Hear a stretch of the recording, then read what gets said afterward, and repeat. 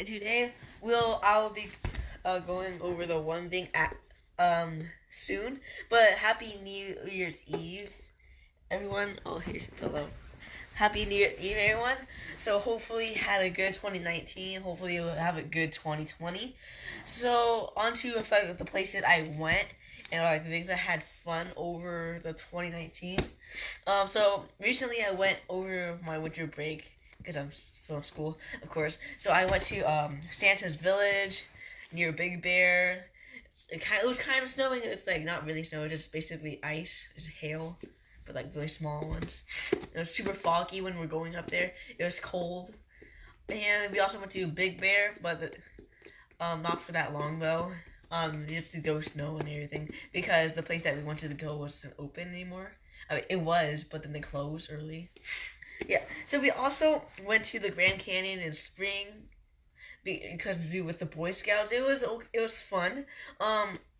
So right before we left, like we packed up all our tents there, and like we were packing all the stuff into the bus just on time for the rain.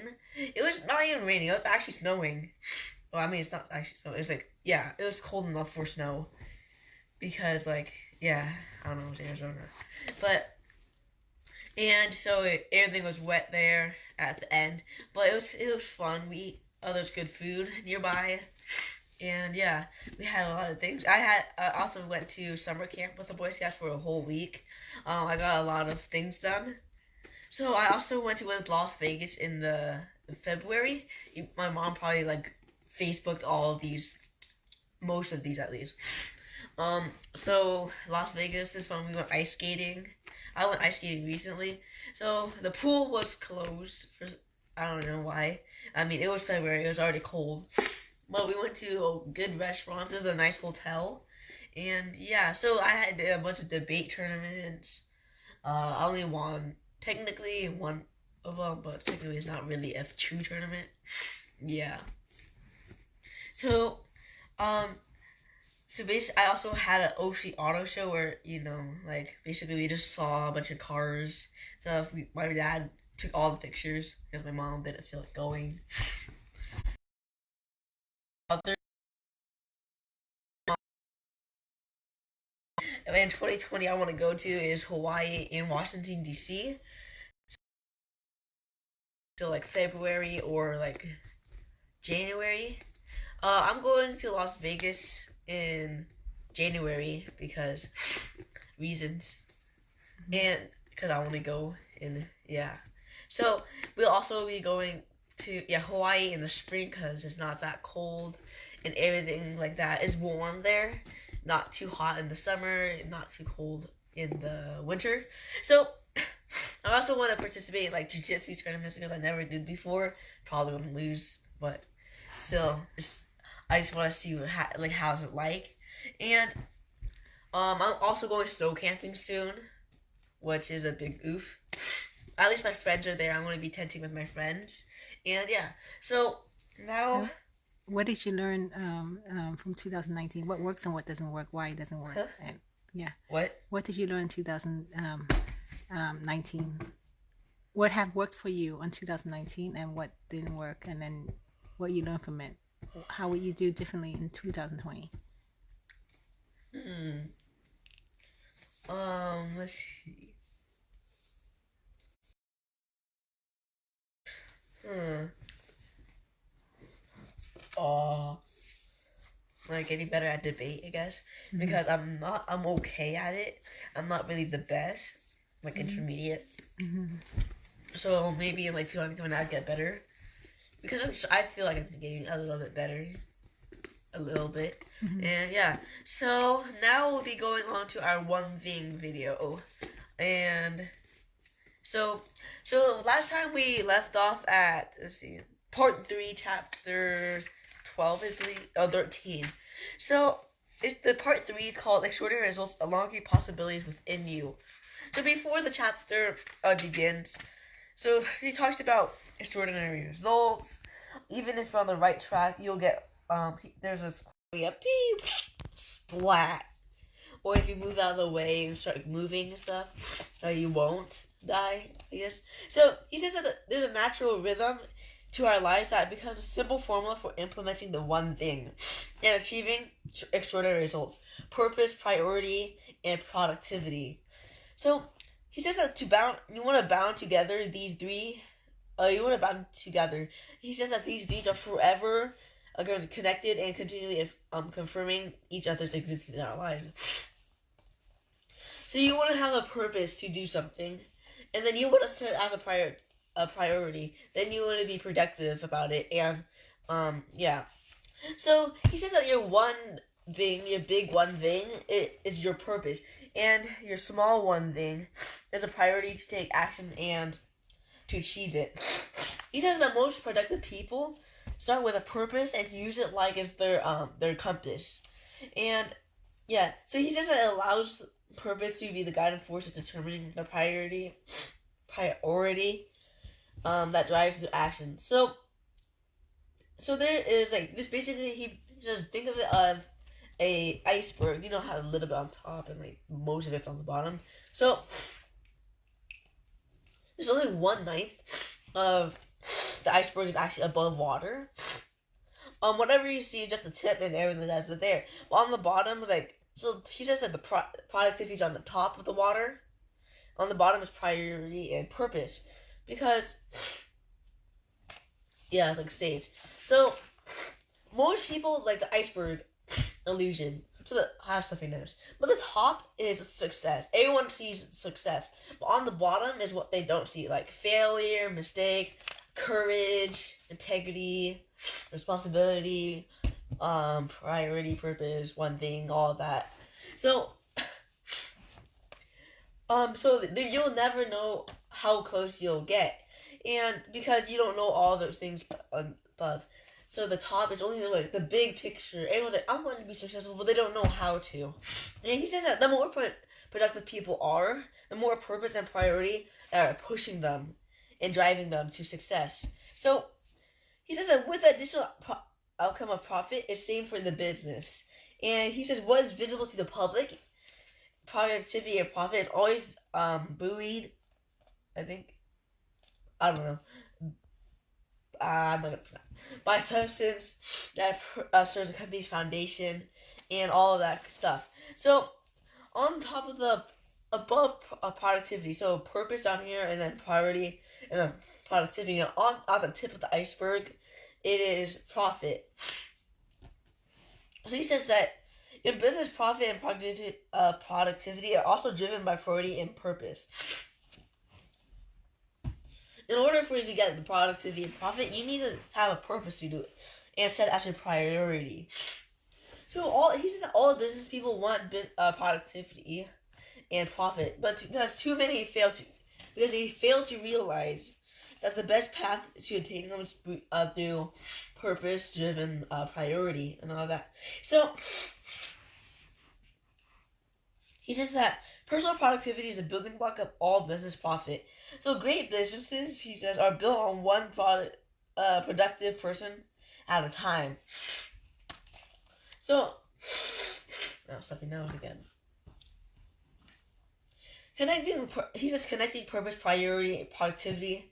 There's high above the best successful individuals are profitable, and yeah. So now we're going on to chapter 13. See how long this is. So it's a pretty long chapter. Okay, so he says that you want to live with purpose. The quote by George Bernard Shaw. He says that life isn't about finding yourself. Life is about creating yourself. So how do you know? He says how do you use purpose to create an extraordinary life?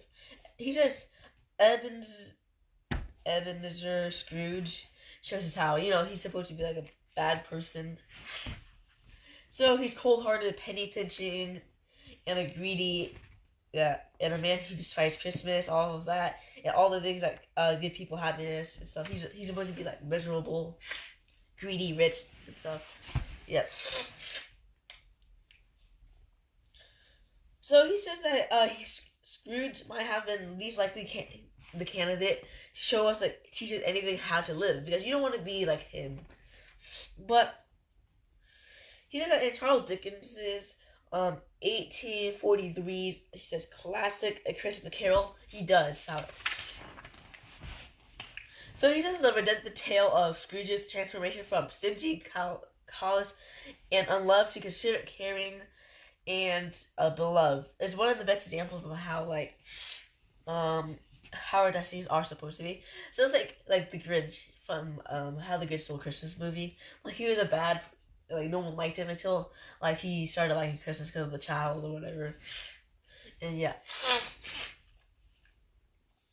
So it's like it shows us how our destinies determines our fate, our decisions, how our lives are shaped by our choices. And yeah, so once again, fiction, he says, fiction provides us a formula we can all follow to build extraordinary life with extraordinary results. So one Christmas Eve, he says that Scrooge is visited by the deceased spirit of Jacob Marley, his former business partner, because he's rich. So he says that we do not know if this is a dream or it's real. He says that Marley wails in a hope of escaping my fate. You will be haunted.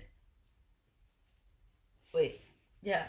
So he says that Marley wails, or his business partner. I'm here tonight to warn you that you have yet a chance in hope of escaping my fate. You will be haunted by 3 spirits from the past, present, and future. As it turns out, remember what had passed between us.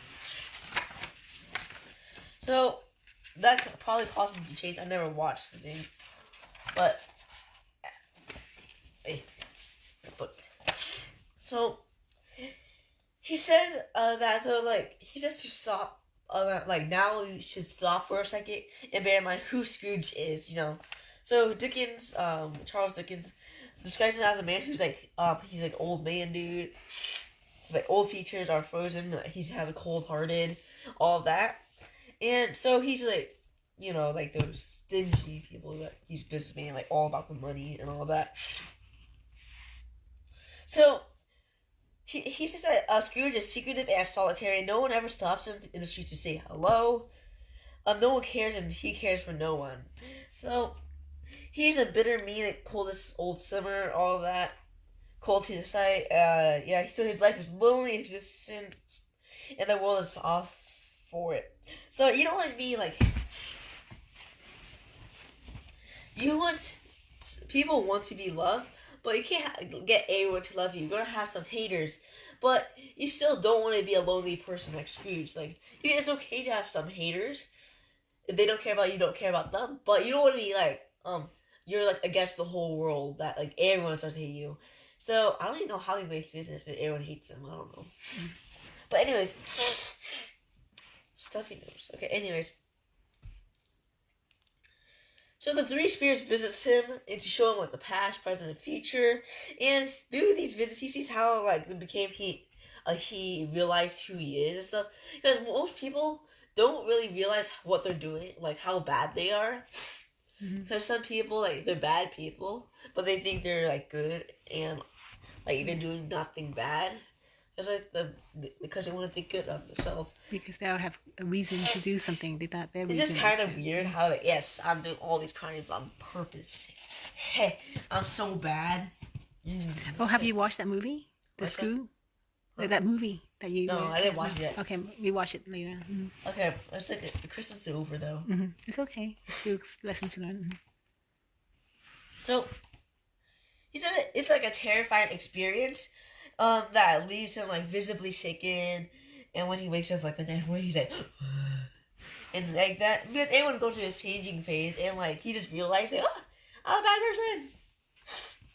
So unless the Grinch, he knows he's bad and he doesn't care. Okay.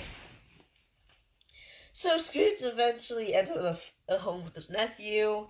He says he begs for forgiveness for being such a fool far too long and accepts an invitation to stay for a holiday dinner. Kind of like the Grinch, And his nephew, wife, guess, shocked that his heartless bliss can barely even believe in Scrooge because he changed so much and no one could even tell it was actually him. Yeah. So he said that the next morning, Bob crashed upon arriving noticeably late to work, is prevented by Scrooge. Like, what do you mean coming here at this time of day? I am not going to stand for this anything long, because, Scrooge is a weird businessman. Like, if you come late, he's like, you're fired. Just like, dog. So, before, like, this French news can sink into him, Cratchit hears him say, and therefore, I'm about to raise your salary. What? So if I had a boss like, I come in late, she's gonna raise my salary, I'm like, because probably the money is like motivation for them to come early. And he wants to like give, people like happiness, like give money, I guess. So he goes on to become the Cratchit family benefactor. And he finds a doctor for Tiny Tim. I have no idea who these people are. I never watched the movie or them, but yeah. So in the story he says that Charles Dickens shows like a little story of how like you can change your life into something extraordinary. You want to live with purpose, life with priority, and life for productivity. So he says that he leads a life of serious connected to choices where our purposes set out for priority, and our priority to productivity. Yeah. So the movie is called The Christmas Carol. It's like an old movie. I never watched it. It's probably black and white, I guess. And yeah. So he says by Scrooge's own standards, he's highly productive and accomplishing his purpose. And by anyone else's, it's simply a miserable life. Because no one really can tell who they are by themselves. That's why there's something as criticism. Like, so if you think you created a movie, and you think it's so good and stuff, but you can't find out if it's good or not if someone doesn't tell you or break like the ice. Mm-hmm. So who we are and what we do goes to determine what we can do and what we will accomplish. He says that a life lived on purpose is the most powerful of all and the happiest. So he says that so this is other subtitle thing. It's called Happiness on Purpose. If you like ask enough people in life and like what do you want most of your life? They're like, I want to be happy because they don't want to sound greedy and all that. Like, like some people are like, oh, I want so much money, I want to be rich. But to cover that up, to look like a nice person, they're like, I want to be happy. But some of that's right. So most people will say happiness. He says that although we have like a wide variety of like weird answers and stuff, happiness is what we want. Yet, what most of we don't understand it that much, like how to get there. So he said that no matter what our motivations are, most of us do what in life is ultimately meant to make us happy, and yet he says that we still get it like wrong. So happiness doesn't happen in the way we think. Like there's many things that get you happiness, but it only gives you happiness for like 10 minutes. So he says that there's like this ancient tale. So about this like old woman. She's called the Begging Bowl. So there's this story. So upon coming to a palace one morning and encountering a beggar, the king asks, "What do you want?" The beggar laughingly says, "You ask as though you can fulfill my desire." Offended, the king replies, "Of course I can. What is it?" The beggar warns, "Think twice before you promise anything." So now the beggar was not actually any ordinary beggar. He was actually the king's past life master. And so he would promise in their former life. So he says that, "I will come to try and wake you in our next life. This life you have missed, but I will come again to help you." So the king doesn't actually recognize his old friend because he's in a different body. He seems to make it crazy, but it's actually kind of might be actually true. Like some people actually remember in the past life. So it is a very simple desire, the beggar says. "Can you fill this begging bowl?" "Of course," the king said. So he instructed his visor to fill the beggar bowl with like a bunch of money, and he did. But when the thing like went into the bowl, it just disappeared. So like I don't know, it was poof or is it like an emptyless jar? This is a bowl, so you'll probably see the bottom of the bowl. So it disappeared, and he poured more, and every time he did, all that money would go away. So the baby bowl remained empty. So the word spread out through the kingdom. A huge crowd gathered. The prestige and power of the king was at stake. So he told his advisor, "If my kingdom is to be lost, I'm ready to lead. I cannot be defended by this beggar." So the beggar. So king doesn't understand what the beggar's saying, and he's basically the beggar's proving that he's better, I guess. Or he's eating all his money. So he could see the empty his wealth into the bowl, diamonds, pearls, emeralds, all of that stuff. I'm like, oh, I want that so badly. So his treasury became empty, and the beggar bowl, like what seemed to be bottomless, all of that. And so everything put into it immediately disappeared. Finally, the crowd stood in utter silence, and the king dropped the beggar's feet and admitted defeat. "You are victorious, but before you go, fulfill my curiosity. What is the secret of this begging bowl?" So the beggar humbly replied, "There is no secret. It's something made of the human desire." So humans want everything, no matter so something pops up. Oh, I want that. I want this and that. So and nothing can seem to make us all happy. You can't. It's basically impossible unless you already have what you want in your opinion, but most people don't. So maybe you're an old person. You just live in a cottage with a TV and all that, and you say you're happy. You might, but some people you're weird. So he said one of our biggest challenges is making sure our life purpose does not become a beggar's bowl. Keeps coming in, and our desire. Once we get it, just throw it away. So he says that the bottomless pit. When it comes there, anything that is happy, this goes away super fast. So he says that acquiring money and attaining things that are pretty much all done for the pleasure we expect them to bring. On one hand, it actually kind of works for some people. Securing money or something we can spike with our happiness is a meter flick, only for a little moment. So let's say buy a new dress if you're a woman. You buy it, yes. You wear it for a day, yes. After that, put it in the hanger, never wears again for 10 years. Yep. So, is that true? I bought one time and then that's it. I forgot. How sad. Waste so much money. Yeah. No, my mom was like, I don't have nothing to wear. I'm like, your drawer is filled with dresses and clothing. Your whole room has 2 nightstands. All that is your clothing. Your closet is full of clothing. You take up 2 more rooms with all your clothing, and you still have nothing to wear. So, all I have is just tiny nightstand. I reuse things for a week. I'm okay. I'm not that dirty, but I only do that during breaks because I'm too lazy to change. But on school days or weekends, I'll change because during breaks I'm mostly at home and no one cares. So yeah. So basically, he says that how circumstances can affect us depend on how we interpret them as to relate our lives. He says that if we lack the big picture view, we can easily fall into a serious sex seeking. You're desperate. I need it. I need it. Yeah.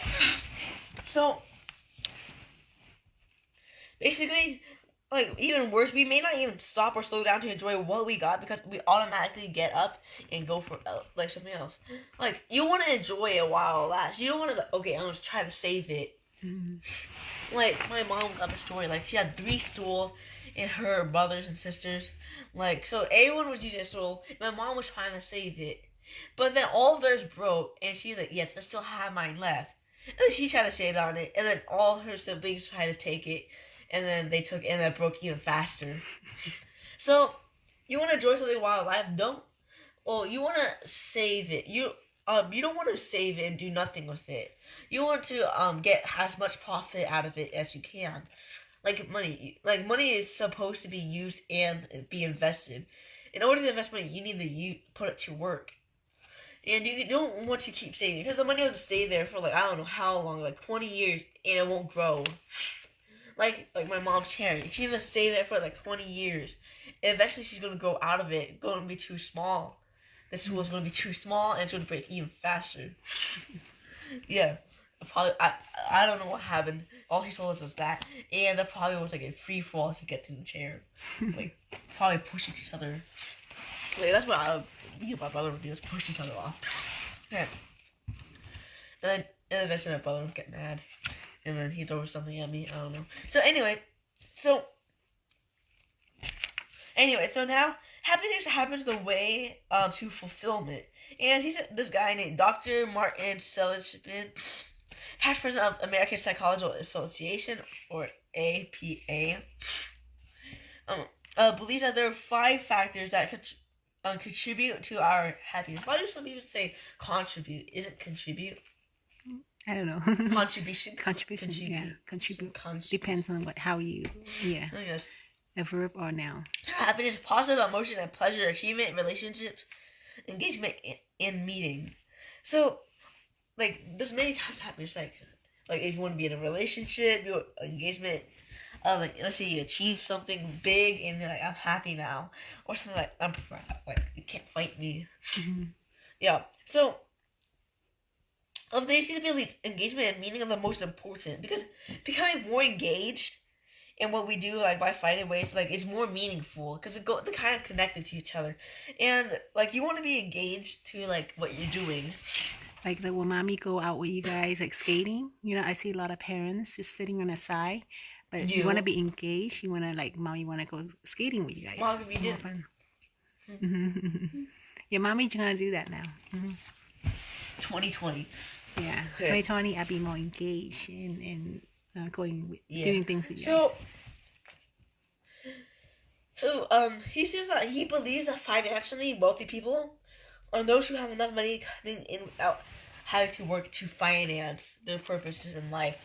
They have enough money. They don't need to keep coming in, and so yeah, and like they don't need to work to finance the purpose in life because they already found the person. I think it's kind of not fair to tax richer people because they're the ones who worked for that to be there. Like you're like, oh, the rich, like let's say you're like middle class and like that's not fair. How can the rich people get less the same taxes as us instead? They should be getting more. Well, technically, it's not their fault that they're richer than you. They are the one who took action and you didn't. Mm-hmm. So technically, they earned the right to have that. Mm-hmm. And yeah, so basically now you have now please realize that the definition presents like a challenge to anyone who actually accepts the challenge. Sophie knows. Again.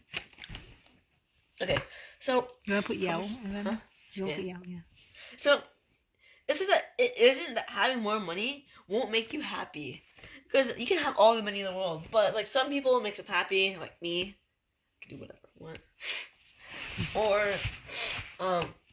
Or like you can have a lot of money and you don't care. You're still sad, but like anything can make you happy, like having a dollar bill, or maybe just having a home.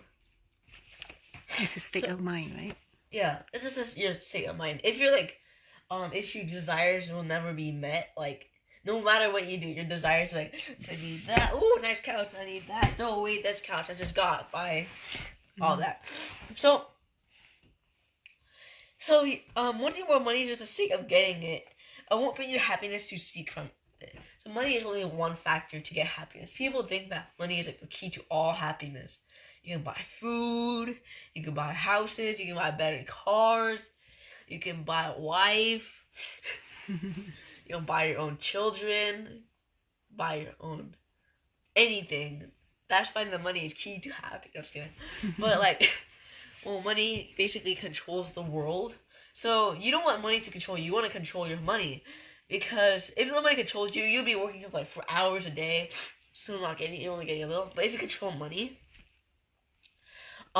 your money will keep coming to you, and you don't need to work that hard to get it. So, yeah. So basically, now he talks about the power of purpose. So purpose is a straightest path to power and ultimate source of personal strength.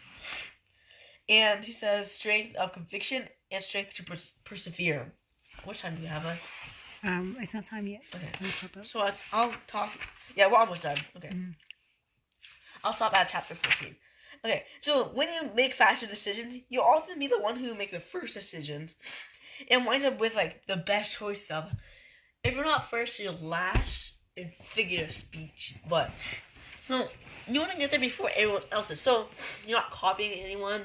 I mean, it's good to copy sometimes, but you want to be the right one, so you can copyright it. And then now, so, like, you're the original and no one can really copy you, and you have, like, less competition. Yeah.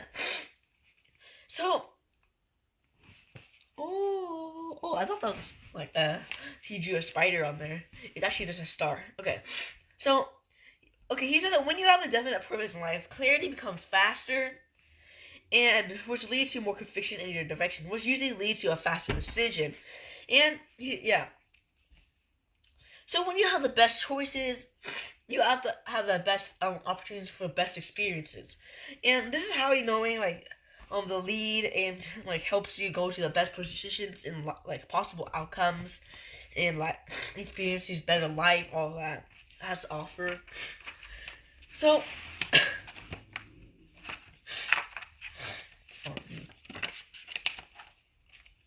purpose also helps you when you, like, don't get your way. Because you can't always get your way. My brother always cries, like, I'm hungry, give me McDonald's, give me a hand, ow! And, like, he just keep whining until we get sick and tired of him. Until I told my dad, like, he can't just keep crying. And then now my dad is like, you can't cry anymore. It doesn't work. We all know your game now. And he doesn't work anymore. So, yeah. So, purpose provides, like, the ultimate glue that can help you stick to your path you set. If you don't have a purpose in doing something, that means you can't really. There's really no point in doing it. Do not waste your time if you don't have a purpose in doing something. So, he says that when you ask yourself, what's the one thing you can do in your life? By just, that would mean to, like, Gary. Is that name Gary? Yeah, Gary. Like, when you ask yourself, what's the one thing you can do in your life that would mean the most to you and the world, just by doing it, everything else would be unnecessary. You're using the one thing, the power of the one thing to your, like, the purpose of your life. So the purpose provides, like, so when you want to do matches and purpose in your life and all of that, so your life just feels like some type of rhythm. You know, you keep doing it like a habit-ish. And so he says that the path you be with your feet seems to match the sound in your head and your heart. So you keep doing it, like, no matter what. You know, rhythm. Okay, so now I have some big ideas. So happiness just happens on the way to fulfillment. So we all want to be happy. Everyone does, unless you're, like, a Grinch dude. Okay. He wants to be happy too. Huh? He wants to be happy too, but you said people. He pretends not. Yeah. He doesn't want it. Mm-hmm. Yeah, by looking at it, like, why am I so happy?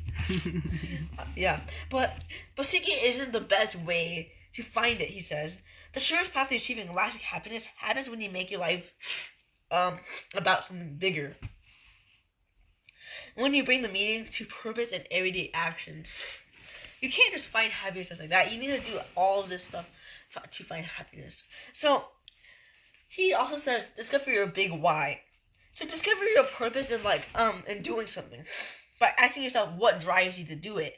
Like, if it's, like, because your parents will beat you, kick you out of your house, or, like, to get money. So, what's the thing that gets you up in the morning that keeps you, like, tired and worn down? Like, that won't, like... He says that what's the one thing that will keep you up in the morning and keeps you going, like, tired and worn down, all of that. So sometimes he refers this as your big why. It's why you're excited in your life, and it's why you're doing what you're doing. Why? You can put why to almost every sentence. Like, what do you like? Stop picking your nose. Why? Because I said so. Why? It's disgusting. Why? You can keep saying why. Unless they say why, you say why. Or do like go clean your yeah. So and the final big idea is that absent an answer, pick a direction. So purpose may sound heavy, but like he says that it doesn't have to be. Think of it as simply the one thing in your life that to be mostly about than anything else. So he says that you try writing down something you like to accomplish and then describe how you like to do it. So teaching is like his one thing, Gary's one thing, and for like 30 years. You know, he's like old now. Still, yeah. So at first he was teaching clients about the market and how to make great decisions, and then he was like turning to teach about sales, people in the class, like meet in sales meetings, and then one-on-one later is the teaching business classes, like a class. Then we can teaching high performers, all of that. So you want to pick a direction and start down that path, and to see if you like it. If you don't like it, you don't have to keep going. You can't always restart to make you have a better life, like bankruptcy. Bankruptcy sounds bad. And then it doesn't sound like they're giving you another chance. It just make you think you like going homeless or something. So he says that time is very clarity, and if you find what you don't like, you can always change your mind because it's your life. You control your life. You can do whatever you want. Just don't ruin it for others. So I hope you enjoyed this video. So some 3 key takeaways. So when doing something, you would have a definite purpose in doing it, because this is going to be a waste of time if you don't even know what you're doing. Like, what drives it? To get better grades, to prevent you from getting beat by your family, or like getting rich so you can like have a good life, I guess. Maybe get rich so you can get a house for your parents and charge them like $15,000 rent per month. That's what I'm gonna do. And so from purpose, that goes to priority. So you wanna you wanna have a purpose and then make it your first thing you wanna do, and then it comes to productivity on the top of the water, like the iceberg, and that will lead to your profit. So I hope you enjoyed this video, and I'll see you next time. Maybe we're gonna be recording for like New Year's tomorrow or something. Okay, bye.